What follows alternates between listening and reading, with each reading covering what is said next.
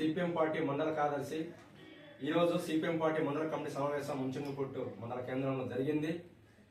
ఏదైతే PVTG PM JANMAN housing కి సంబంధించింది ఏదైతే సర్వే జరుగుతుందో ఈ సర్వేకి సంబంధించి ప్రభుత్వం 23వ తారీఖే గడువు ఉందని చెప్పేసి ప్రకటించడం జరిగింది.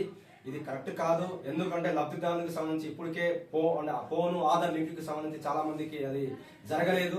దాంతో కొన్ని సందర్భాలు చేసినప్పుడు దానికి అతను పేరు అవుతుంది కాబట్టి వాళ్ళందరూ లబ్ధిదారులు నష్టపోయే కార్యక్రమం జరుగుతుంది. కాబట్టి ఖచ్చితంగా ఈ సర్వే ఏదైతే ఉందో ఈ సర్వేకి సంబంధించింది గడువు పెంచాలని చెప్పి సిపిఎం పార్టీగా డిమాండ్ చేయడం జరుగుతుంది. అదే కాకుండా ఈ పిఎం జన్మన్ పీవీటీజీ హౌసెస్ కి సంబంధించి ఇప్పటికే చాలా మంది అప్పులు జప్పులు చేసి ఆల్రెడీ ఇల్లులు లింటల్ లెవెల్ స్లాబ్ లెవెల్ తీసుకోవడం జరిగింది. కానీ రెండో బిల్లు వేయడం కోసం జోప్యం జరుగుతుంది. ప్రభుత్వం ఖచ్చితంగా దీనికి గుర్తించి ఏదైతే రెండో బిల్లు ఉందో రెండో బిల్లులు తక్షణమే ప్రభుత్వం ఈ బిల్లులు వేయాలని చెప్పి సందర్భంగా డిమాండ్ చేయడం జరుగుతుంది.